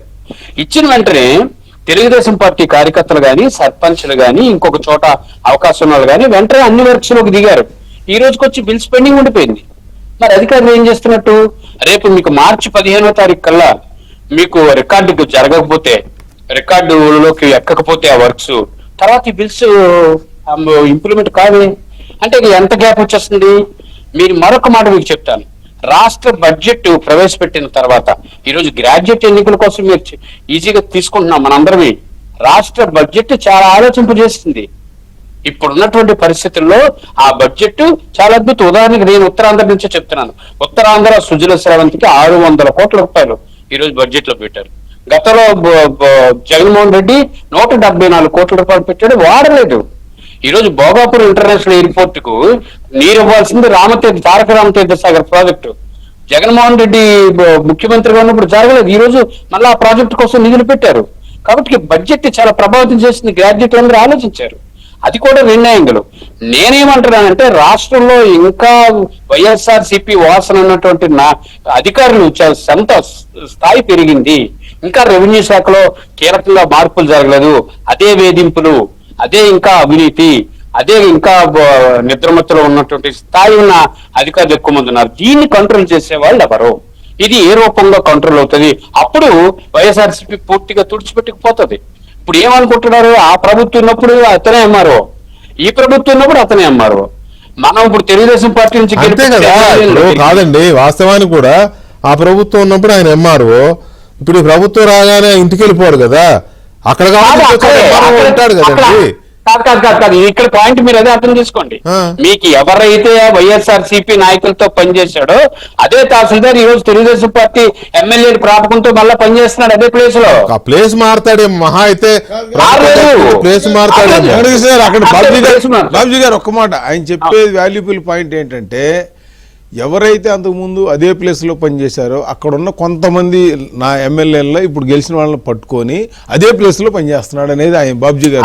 అది అర్థమైంది. మీరు ప్లేస్ మారటం కాదు, ఇక్కడ ప్లేస్ మారితే 10% మార్పు ఉంటుంది. అంతే, బుద్ధి మార్చాలి.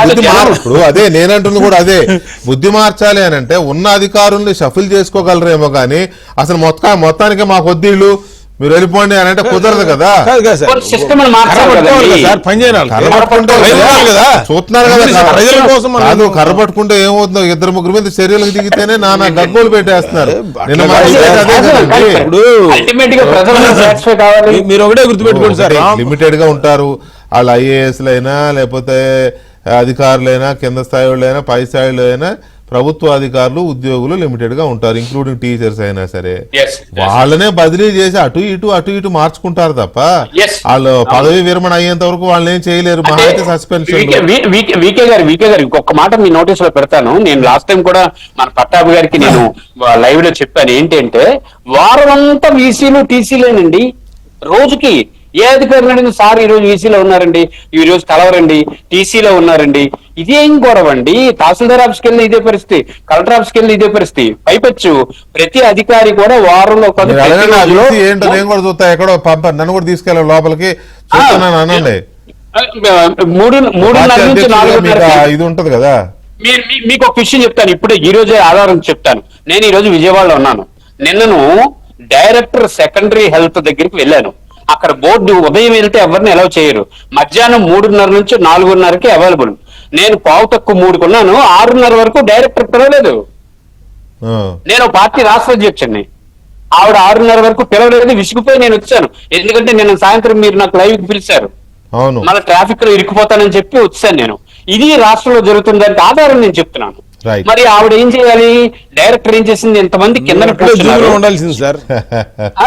కాదు, నేను నాగభూషణ్ గారు కిందని డాక్టర్లు ఆ మేడం ని కలడానికి వచ్చిన వాళ్ళు ఎంతో దూరం నుంచి వచ్చారు. వాళ్ళకి బస్సులు వెళ్ళిపోతాయి, ట్రైన్లు వెళ్ళిపోతాయి. మేడం కలవడానికి అవకాశం లేనప్పుడు ఒక గుమస్థానాన్ని కిందకి పంపించి రిప్రజెంటేషన్ తీసుకోవాలి కదా. తీసుకునే పరిస్థితి లేదు. ఇలాగ నేను మీకు ఒక స్థాయిలో నేనే చెబుతుంటే సామాన్యుడు ప్రక్షాళన జరగాలి, టాప్ టు బాటం ట్రాన్స్ఫర్ జరిగి ఇటు వాళ్ళని అటు వాళ్ళని ఇటు చేయాలి అనేది కొంతవరకు ఉంది. ప్రభుత్వానికి ఉండే మరి ఏమున్నాయో చూద్దాం. రైట్. పట్టాభి గారు, పట్టాభి గారు, ఇక్కడ మొన్నటి గెలుపుని ఈవీఎం గెలుపు అన్నారు, ఈవీఎంలు మేనేజ్ చేశారు అన్నారు, రకరకాల జగన్మోహన్ రెడ్డి అన్నాడు, వాళ్ళ పార్టీ నాయకులు అన్నారు, సోషల్ మీడియాలో వాళ్ళ పేటీఎం వాళ్ళు ఈవీఎం సీఎం అన్నారు చంద్రబాబు నాయుడు గారిని, ఈవీఎం డిప్యూటీ సీఎం అన్నారు పవన్ కళ్యాణ్ గారిని. మరి ఇప్పుడు దీన్ని ఏమంటారు? మీరు ఇందాక అంటే నేను చెప్పాను, ఎందుకన్నానంటే నా ఇంట్రడక్షన్ రిమార్క్లో దాన్ని స్పెసిఫిక్గా కోట్ చేశా. సో అట్లా మాట్లాడిన వాళ్ళు బహుశా మరి ఇక్కడ కూడా ఓడిపోతామని క్యాండిడేట్లు పెట్టలేదా? ఇక్కడ ఈవీఎంలు లేవని కూడా తెలిసి ఎందుకు పెట్టలేదు? ఈ గెలుపుని ఎలా చూడాలి, వాళ్ళ మాటలను ఎలా చూడాలి? ఇప్పుడు వికే గారు జగన్ రెడ్డికి గాని అతని వెనక ఉన్నటువంటి సైకో ముఠా, ఈ పేటిఎం ముఠాకి గాని ఇది ఒక గొప్ప అవకాశం కదా. బ్యాలెట్ మీద జరుగుతున్నటువంటి ఎలక్షన్ వాళ్ళ దృష్టిలో 2024లో జరిగినటువంటి ఎన్నికల్లో పాపం ఈవీఎంలు మోసం చేశాయంట వాళ్ళని. అసలు ఈవీఎంలు లేకపోతే అసలు అంతా జగనన్నకే వేసేవాళ్ళంట ఓట్లంతా అన్ని కూడా అని ఏదో వాళ్ళని వాళ్ళు ఏదో సంతృప్తి పరుచుకునే ప్రయత్నం చేస్తా ఉన్నారు కదా. మరి ఇంత గొప్ప గోల్డెన్ ఛాన్స్ ని ఎందుకు వదులుకున్నారు? బ్యాలెట్ మీద జరిగేటటువంటి ఎన్నిక దోకాల్సిందిగా కథన రంగంలోకి. మొన్న అప్పుడంటే ఈవీఎంలు, ఇప్పుడు చూడండి అసలు బ్యాలెట్ మొత్తం గుద్దేస్తారు మాకే అని చెప్పి క్యాండిడేట్ ని పెట్టి విస్తృతంగా ప్రచారం చేయాల్సింది కదా. ఇదే 67 కాన్స్టిట్యున్సీలకు సంబంధించింది ఇది మ్యాండేట్. మరి ఎందుకు చేయలేకపోయారా పని? ఇప్పుడు ఇంకా మళ్ళీ కొత్త కారణాలు ఎత్తుకునే పనిలో ఉంటారు. ఇప్పుడు అయిపోయింది, ఈవీఎం అన్నారు అయిపోయింది, బ్యాలెట్ రిజల్ట్ కూడా క్రిస్టల్ క్లియర్ గా వచ్చేసింది. ఇక రేపటి నుంచి ఇంకేం చెప్పాలరా బాబు ఇప్పుడు అని మళ్ళీ ఏదో ఒక అన్వేషణ కొనసాగుతూ ఉండుంటది. ఆ తాడేపల్లి కొంపలో ఏదో ఒక మళ్ళీ కొత్తగా ఒక వంక ఎత్తుక్కునే పనిలో ఉన్నారు. ఏం లేదు సార్, ఇప్పుడు సినిమా శుభం కార్డ్ వేసేసారు ప్రజలు, అయిపోయింది. మళ్ళీ దీనికి పార్ట్ 1 పార్ట్ 2 ఏమి ఉండవు. ఒకటే సినిమా, ఒక ఛాన్స్ ఇవ్వండి సినిమా చూపిస్తానని నిజంగానే చూపించాడు. ఒక భయంకరమైన హారర్ సినిమా చూపించాడు. ఏదో మంచి ఫ్యామిలీ ఎంటర్టైనర్ అనుకున్నారు అందరూ కూడా, మంచి హారర్ మూవీ. అందుకనే ఈ మధ్యకాలంలో హారర్ సినిమాలు తీసేటటువంటి రామ్ గోపాల్ ఈ బ్యాచ్ అంతా వేసుకుని మంచి హారర్ మూవీ చూపించాడు. ఇక చాలరా బాబు మేము ఈ హారర్ తట్టుకోలేము, ఇంక అయిపోయింది, ఇంక దీనికి పార్ట్ 2 వద్దు అని డిసైడ్ అయిపోయి ప్రజలు శుభం కార్డు వేస్తారు ఇంకా. కాబట్టి ఆ విషయం ఆయన జగన్మోహన్ రెడ్డి ఏంటంటే ఆయన కానీ ఏదో ఇప్పటికప్పుడు ఒక ప్రపంచాన్ని సృష్టించుకుని నేనే రాజాను బతికే ప్రయత్నం చేస్తా ఉంటాడు. సరే, ఆయన అటువంటి ఊహాజనితమైనటువంటి ఎన్ని సృష్టించుకుని ఆయన ఇంకా కూడా కీర్తించుకుంటూ కొంతమంది భజన బ్యాచ్ ని ఆయన చుట్టూ పెట్టుకుని నేను బ్రతుకుతానంటే బతకనివ్వండి, కానీ ప్రజలు మాత్రం ఇంకెప్పుడు కూడా మళ్ళీ వాళ్ళ వైపు కన్నెత్తి చూసే పరిస్థితి ఉండదు. ఇవాళ అసలు ప్రజా తిరుగుబాటు దేనికి సార్ తిరుగుబాటు? ఎక్కడ ఇప్పుడు మేము ఒక్కొక్కటిగా ఇప్పుడు మనం చెప్పారు లోకేష్ గారు శాసన మండలిలో తల్లికి వందనం ప్రతి ఒక్క బిడ్డకి 15,000 రూపాయలు రేపు అకాడమిక్ ఇయర్ ప్రారంభంలో ఇవ్వబోతా ఉన్నాం. అన్నదాత సుఖీభవ ప్రతి రైతుకి కూడా 20,000 రూపాయలు ఇస్తున్నాం. అవన్నీ ఆల్రెడీ అనౌన్స్డ్, ప్రకటించేశాం. దానికి కావాల్సినటువంటి నిధులు కూడా బడ్జెట్ లో పెట్టడం జరిగింది. ఇంకా దేనికి తిరుగుబాటు చేస్తారు? ఏ వర్గాన్ని మేము సంతృప్తి పరచలేదు, ఏది చేయకుండా మేము చెప్పనివి కూడా ఇంకా కొన్ని ఇంకా లేటెస్ట్ గా ఇంకా కొన్ని తీసుకొచ్చేస్తా ఉన్నాం. అదేవిధంగా P4 రేపు ఉగాది నుంచి P4 అనే మోడల్ కూడా పీపుల్ ప్రైవేట్ పబ్లిక్ పార్ట్నర్షిప్ దాన్ని ముందు తీసుకెళ్తా ఉన్నాం. కేంద్రం అసలు బ్రహ్మాండంగా అసలు కేంద్రం వైపు నుంచి కూడా నాగభూషణ్ గారు కూడా ఉన్నారు ప్యానెల్లో. నిజంగా చాలా అద్భుతంగా కేంద్ర సహకారం కావాల్సిన నిధులు ఇస్తా ఉన్నారు. ఇంకేం కావాలండి రాష్ట్రానికి? మంచి గ్రోత్ రేట్ ముందుకు వెళ్తా ఉన్నాం. ఇవాళ ఉదాహరణ తీసుకోండి, ఔటర్ రింగ్ రోడ్డు దాదాపు 193 కిలోమీటర్ల outer ring road land acquisition కూడా సెంట్రల్ గవర్నమెంట్ బేర్ చేస్తా ఉంది. ఒక్క హైదరాబాద్ కు ఒక ఔటర్ రింగ్ రోడ్ రావటం వల్ల ఏ రకంగా అయితే అక్కడ స్వరూపమే మారిపోయింది ఆ ప్రాంతం. రేపు ఇక్కడ కూడా అంతే 2-3 జిల్లాలని ప్రభావితం చేయబోతా ఉంది ఒక ఔటర్ రింగ్ రోడ్డు. కాబట్టి ఇటువంటి ఎన్నో ఇన్ఫ్రాస్ట్రక్చర్ ప్రాజెక్ట్స్ అన్ని కూడా రేపు పట్టాలు ఎక్కబోతా ఉన్నాయి. మంచి సమన్వయంతో ఎంతమంది ఎన్ని రకాలుగా అనుకుని ఇంకేముంది అసలు పవన్ కళ్యాణ్ గారు అదైపోయారు ఇదైపోయారు అంటే ఆయన ప్రతిసారి కొండ బద్దలు కొట్టినట్టు మొన్న కూడా అసెంబ్లీలో చాలా స్పష్టంగా ఎన్ని ఇబ్బందులు ఏమన్నా చిన్నవి వచ్చినా సరే మేము కలిసే ఉంటాం. ఈ 3 పార్టీల కలయికని ఎవ్వడు కూడా ఈ 3 పార్టీల్ని వేరు చేయలేరని ఫ్లోర్ ఆఫ్ ద హౌస్ లో మళ్ళీ ఒక్కసారి కొండ బద్దలు కొట్టినట్టు చెప్పాడు. మాలో మాకేమన్నా ఉన్నా మేము ఏదో ఒక రకంగా వాటిని సరి చేసుకుని ముందుకు వెళ్తాం, కానీ విడిపోయే మాటే అనేది రాదు అని చాలా స్పష్టంగా ఒక క్లారిటీ మొన్న ఆయన ఇచ్చేశారు. కాబట్టి ఇవన్నీ ప్రజలు ఏది కూడా గమనించకుండా ఉండరు. వీకే గారు ఎవరు ఒక స్పష్టతతో ఒక ఐకమత్యంతో కలిసికట్టుగా ఇవాళ ఇప్పుడు 3 నాయకులు ఉన్నారండి, నరేంద్ర మోడీ గారు, చంద్రబాబు నాయుడు గారు, పవన్ కళ్యాణ్ గారు. ఒక్క అవినీతి ఇదిగో ఈ 3లో ఇదిగో వీళ్ళు తప్పు చేశారు, వాళ్ళ స్వార్థానికి పని చేశారని ఒక్క మాట చెప్పమనండి 3 నాయకుల గురించి ఎవరినైనా. అదే రెండో పక్కన జగన్మోహన్ రెడ్డి చరిత్ర పుస్తకాలు రాసేయచ్చు. కాబట్టి మచ్చలేనటువంటి నాయకత్వం ఒక పక్కన ఉన్నప్పుడు మళ్ళీ రెండో పక్కన చూసేటటువంటి పరిస్థితి దేనికి వస్తుందండి? This is just the beginning. ఈ ప్రభుత్వం సాధించినటువంటి విజయాలు ఇంకా ఎన్నో ఉంటాయి. ప్రతి నెల ప్రతి నిత్యం కూడా ప్రతి నిమిషం కూడా రాష్ట్రం కోసం పాటుపడుతూ ఉన్నారు ఈ 3 నాయకులు కూడా. కాబట్టి ఇంకా బలం పుంజుకుంటూ మా కూటమి ఇంకా మరింత వేగంగా ముందుకు వెళుతుంది. ఇచ్చినటువంటి ప్రతి ఒక్క హామీని నిలబెట్టుకుంటుంది. విజన్ 2047 రాష్ట్రాన్ని #1 రాష్ట్రంగా తీర్చిదిద్దడానికి ఏం చేయాలో అన్ని కూడా చేయబోతాం. ఇవాళ ఒక ఎగ్జాంపుల్ చెప్తాను సార్. నారాయణ గారు వచ్చారు, ఇవాళ మేము అందరం జైపూర్ లో ఉన్నాం. ఇవాళ ఉదయం నుంచి అనేక కాన్ఫరెన్స్ అటెండ్ అయ్యి ఇవాళ ఇక్కడ లెగసీ వేస్ట్ ప్రాసెసింగ్ సెంటర్ ఏది మన జగన్మోహన్ రెడ్డి మనకు 1 కోటి టన్నులు దాదాపు 85 లక్షల టన్నులు వదిలేసి వెళ్ళాడు చెత్త. ఇవాళ ఇక్కడ ఉన్నటువంటి లేటెస్ట్ ఏదో చేస్తున్నారంటే దాదాపు 1.5 గంటల పాటు ఇక్కడ జైపూర్ 30 కిలోమీటర్ల దూరంలో ఉన్న డంపింగ్ యార్డ్ లో నేను నారాయణ గారు 1 అరగంట తిరిగాం చెత్తలో. ఇప్పుడు దాన్ని బట్టి అర్థం చేసుకోవచ్చు అండి ఇక్కడ ఉన్నటువంటి మంత్రులకి ఎంత చిత్తశుద్ధి ఉంది, ఎంత నిజాయితీగా పనిచేస్తా ఉన్నారు. ఆయన స్థాయికి ఆయన ఏమి 1 అరగంట చెత్త కుప్పల్లో తిరగాల్సిన అవసరం లేదుగా. ఆయన స్వయంగా నడిచెళ్ళి ఆ మెషినరీ ఏంటి, లేటెస్ట్ మెషినరీ మనం ఎక్కడికి తీసుకొచ్చిన, ఎక్కడి నుంచి తీసుకొచ్చి పెట్టొచ్చు, ఇవన్నీ వెళ్ళి టెస్ట్ చేసి అవన్నీ రేపు ఇంప్లిమెంట్ చేయబోతా ఉన్నాం. కాబట్టి ప్రతి ఒక్క మంత్రి కూడా అదే రకంగా ఇవాళ చంద్రబాబు నాయుడు గారి సారథ్యంలో పనిచేస్తా ఉన్నారు. మంచి అద్భుతమైనటువంటి ఫలితాలు కూడా రాబోయే రోజుల్లో ఇంకా మరింత చూడబోతున్నాం. ఇదే ట్రెండ్ రేపు లోకల్ బాడీస్ లో కూడా కంటిన్యూ అవుతాయి అనుకుంటున్నారా? మీరు చూడండి లోకల్ బాడీస్ లోకి వచ్చి ఇంకా స్పీడ్గా ఉంటుంది. అవతల ఇప్పుడు పోయినసారి ఆడు బలవంతం చేసి నామినేషన్లు వేయకుండా చేశాడు కదా. ఈ సంవత్సరంలో నెక్స్ట్ సంవత్సరంలో జరగబోయిందంటే కేంద్ర ప్రభుత్వం 9 ఫిషింగ్ హార్బర్లకు ఇచ్చారండి. 9 ఫిషింగ్ హార్బర్లకి 3 మొదలు పెట్టాడు, మిగతా 6 మొదలు పెట్టాల. నాబార్డులో లోన్ తీసుకున్నాడు, డైవర్ట్ చేశారు డబ్బులు. మెడికల్ కాలేజీలు శాంక్షన్ చేశారు, లోన్ తీసుకున్నాడు, వాటిని మొదలు పెట్టాల. ఇప్పుడు పోర్ట్స్ 3 కట్టబోతున్నారు, అయిపోవచ్చినాయి అవి కూడా. ఇప్పుడు ఈ సంవత్సరంలో స్పీడప్ అయినాయి. ఫిషింగ్ హార్బర్లు కూడా విశ్వసముద్ర వాళ్ళు కడుతున్నారు. తర్వాత ఎయిర్పోర్ట్లు ఆల్రెడీ మన తిరుపతి, విజయవాడ, విశాఖపట్నం, రాజమండ్రి 4 ఇంటర్నేషనల్ ఎయిర్పోర్ట్స్ చేయబోతున్నారు. ఈ సంవత్సరం ఆఖరికి విజయవాడలో ఎమిరేట్స్ ఫ్లైట్ దిగుతు చూడండి మీరు. ఇంటర్నేషనల్ ఫ్లైట్ అమెరికా మొత్తం ప్రపంచం కనెక్టివిటీ చేయడానికి ప్లాన్ జరుగుతుంది. రామ్మోహన్ నాయుడు గారు ఉంటాం, మోడీ గారు అక్కడ దీన్ని బాగా ప్రమోట్ చేయడం మనకు అదృష్టం అది. తర్వాత వచ్చేటప్పటికి పోలవరం మీకు 27 జనవరికి టైం ఇచ్చారు, ఇంకంతా కలిపి 25, 26. సో రాజధాని మీరు చూస్తారు కదా సార్, నేను చెప్పినట్టు వీళ్ళు కనుక కమిటీ చేసి ఫాస్ట్గా డెసిషన్స్ తీసుకుంటే ప్రతిదానికి డిఫరెంట్ కిల్లింగ్ టైం కాకుండా చేస్తే న్యూయార్క్లో కనుక ఇప్పుడు ఫైనాన్షియల్ డిస్ట్రిక్ట్ హైదరాబాద్లో ఏ విధంగా ఆ విధమైన లుక్ రావడానికి మంచి అవకాశం ఉంది. ఎందుకంటే కొత్తగా కడతాం, వీళ్ళు పాతీలు పడగొట్టి కడతాం చాలా కష్టం, కొత్త కడతాం చాలా ఈజీ. ఎందుకు ఈజీ అంటే అంతా ల్యాండ్ ఉంటుంది, ల్యాండ్ క్రియేషన్ ఆల్రెడీ చేస్తుంది, ఇంకేం డబ్బులు ఉన్నాయి, ఇంకా ఓన్లీ పరిగెత్తించడమే. సరే ఇది కాక మీరు కనుక ఒకసారి కనుక చూస్తే ఈ మన రాష్ట్రంలో ఈ పబ్లిక్ ఎక్స్పెక్ట్ చేస్తున్నారంటే ఇండస్ట్రీ, ఈ జగన్మోహన్ రెడ్డి ఏం ప్లాన్ చేస్తున్నాడంటే ఇండస్ట్రీ రాకుండా ఉండాలనే ఉద్దేశంతో మళ్ళీ నేనే వస్తే మీ సంగతి తెలుస్తాను బెదిరిస్తున్నాడు. ఇది భయపడాల్సిన అవసరం లేదని పబ్లిక్ ఇండస్ట్రీస్ వాళ్ళకి మనం ఒక మెసేజ్ పంపించాలి సార్. నేను నిన్న శ్రీ సిటీ దగ్గర నేను ఏదో టెస్లా గురించి రవి సానారెడ్డి గారితో మాట్లాడితే బెస్ట్ పొటెన్షియల్ ఏరియా మన ఏపీకే ఉందండి, బ్రహ్మాండంగా ఉంటుందని చెప్తున్నాడు ఆయన.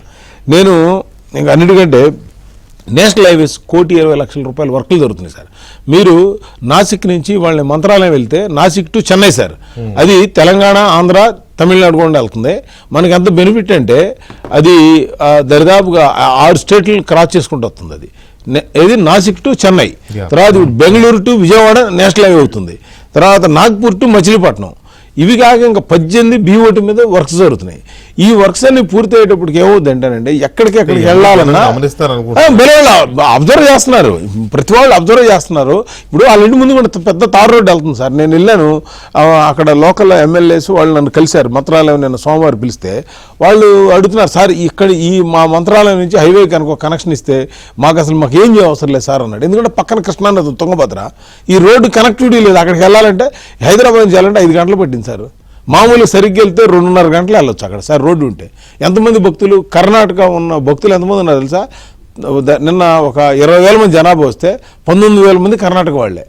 ఎంత డిసిప్లిన్గా ఆడవాళ్ళు అందరూ పచ్చ చీరలు కట్టు పూజలు చేస్తా చాలా బ్రహ్మాండంగా ఉంది టెంపుల్. అంటే అక్కడ కనెక్టెడ్ టు టూరిజం డెవలప్మెంట్. అక్కడ నుంచి కర్ణాటక 5 కిలోమీటర్లే కదా సార్. మనకు టూరిజం వస్తే ఆటోమేటిక్ రెవెన్యూ పెరుగుతుంది కదా అక్కడ, సేల్ ట్యాక్స్, GST కూడా. అందుకని జగన్మోహన్ రెడ్డిని మనం ఒక పక్కన ఇందాక ఒక పాయింట్ చెబుదామని ఆఫీసర్ల గురించి అయిపోయింది. ఆఫీసర్ల గురించి ఇప్పుడు మీకు ఒక డ్రైవర్ ఉన్నాడు అనుకోండి, అరే బాబు నువ్వు ఎవరో పేషెంట్ని తీసుకెళ్తున్నారు, తొందరగా పానేవరా బాబు అంటే వాడు ఏం చేస్తాడు, మీ మీద కోపంతో మంచి స్పీడ్ బ్రేక్ ఎత్తి పడేస్తాడు. అరే ఏందిరా అట్టపడేస్తున్నాం అంటే మీరే కదా సార్, మీరు తొందరగా పోమన్నారు. సరే నిదానంగా పోరా అంటే పేషెంట్ అర్జెంట్గా హాస్పిటల్ తీసుకెళ్తాడు. తొందరగా వెళ్ళకపోతే ఏమవుద్ది, పేషెంట్ చేస్తాడు.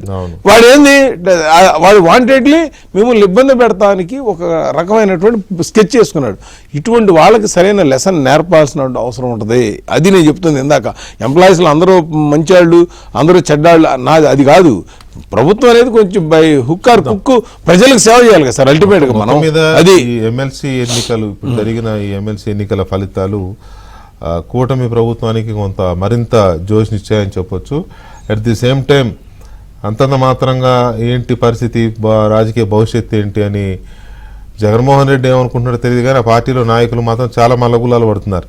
ఫ్యూచర్ ఏంటి, మన పరిస్థితి, పార్టీ ఎలా ఉండబోతోంది, మనం ఎలా ఉండబోతున్నాం అని ఎటు వెళ్ళడానికి దారి లేక, ఇక్కడ ఉండలేక సఫికేట్ అవుతున్న వాళ్ళకి ఇది మరింత షాకింగ్ ఇవి. సో ఇక ఇంకొద్దిగా వాళ్ళు స్పీడప్ చేసుకుంటారేమో వాళ్ళ ప్రయత్నాలని, పార్టీలు మారడానికి లేకపోతే ఇంకొక నిర్ణయం తీసుకోవడానికి. కాబట్టి ఎలాంటి పరిణామాలు చూడబోతున్నాం అనేది త్వరలో అది కూడా మనం వెండితెరపై చూస్తామేమో, చూద్దాం. Anyway, thank you very much Babji గారు అండ్ పట్టాభి గారు, నాగభూషణ్ గారు, థ్యాంక్ యూ అండి. ఇది వాటి